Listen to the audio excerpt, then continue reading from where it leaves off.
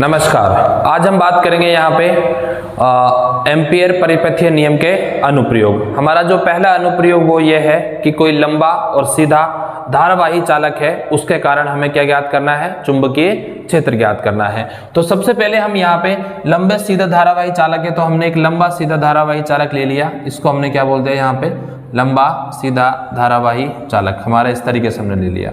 अब हम क्या करते हैं, इसके चारों तरफ एक एम्पेरियन लूप की परिकल्पना करते हैं। एम्पेरियन लूप वहां तक होता है जहां तक इसका चुंबकीय क्षेत्र होगा। कहां तक होगा?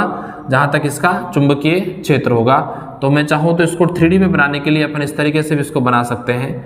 ये 3D में बनाने के लिए मैंने इसको इस तरीके से शो कर दिया है। तो ये क्या हो गया, आपका एम्पेरियन लूप हो गया। जो आपका एम्पेरियन लूप है वो इसके चारों तरफ मतलब इस तरीके से प्रदर्शित करेगा कि जैसे इसके चुंबकीय क्षेत्र हो। अब यहाँ पे हम यहाँ से एम्पेरियन लूप के किसी एक पॉइंट की बात कर लेते हैं। मान लो ये P पॉइंट है।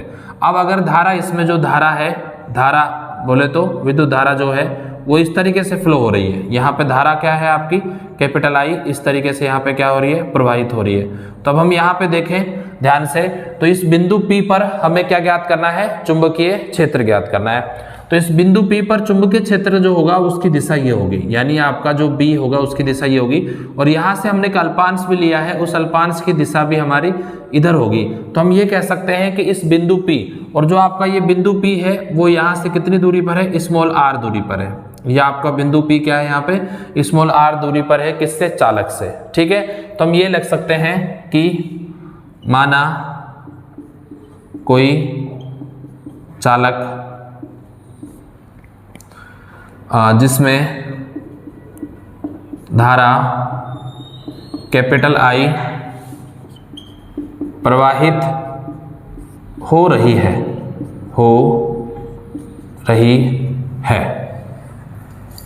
इसके समीप किसी बिंदु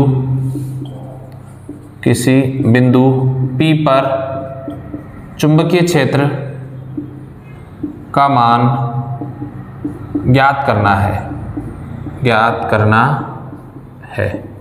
ठीक है भाई। तो एम्पियर के नियम से,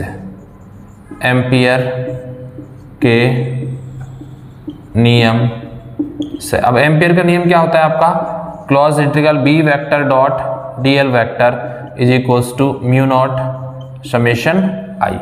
ये किसका नियम होता है आपका, एम्पियर का नियम होता है। यहां से डॉट हटाएंगे तो cos थीटा आ जाएगा, ये तो अंडरस्टूड है।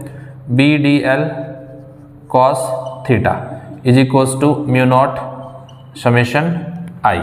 अब देखो यहाँ पे आपका जो B वेक्टर है और dl वेक्टर दोनों एक ही दिशा में जा रहे हैं। यहाँ पे दोनों एक ही दिशा में जा रहे हैं। इसका मतलब हम ये कह सकते हैं कि B vector parallel to dl vector, इसीलिए यहाँ पर क्या होगा, आपका जो थीटा हो जाएगा वो कितना हो जाएगा, 0 डिग्री। यानी जब आपका B और dl दोनों एक ही दिशा में हो तो उनके मध्य जो बनने वाला कोण होता है वो कितना होता है, 0 डिग्री होता है। तो यहाँ पे अपन ने 0 डिग्री लिख दिया। तो अपन यहाँ भी इसी बात को कह सकते हैं कि जो आपका B वेक्टर है वो पैरेलल है किसके, dl वेक्टर के। तो यहाँ थीटा इक्वल्स टू कितना हो जाएगा, 0।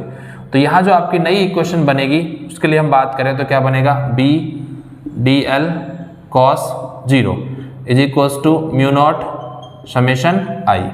अब cos 0 की जो वैल्यू होती है वो क्या होती है आपकी, 1 होती है। तो यहाँ पे क्या हो जाएगा, B dl is equals to mu naught summation I।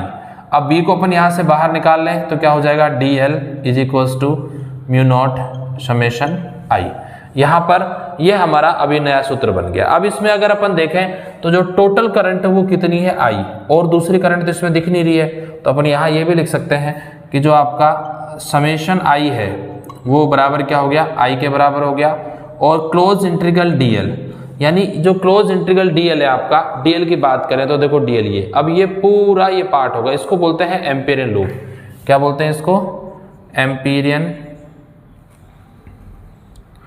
क्या बोलते हैं इसको, एम्पिरियन लूप, या आपका एम्पिरियन लूप या पास बोल सकते हो आप इसका। एम्पिरियन लूप की पास की ये dl लेंथ। अब आपका dl तो ये छोटा सा पार्ट है, ये छोटा सा पार्ट जो है ना आपका यहाँ से लेके यहाँ तक, ये क्या dl। अब ये पार्ट पूरा बढ़ेगा यहाँ से यहाँ तक, मतलब पूरा सर्कल बनाएगा। तो जब ये आपका पूरा सर्कल बनाएगा तो ये जो dl है किसके बराबर हो जाएगा 2 पाई आर है, क्योंकि इसकी रेडियस क्या है स्मॉल r।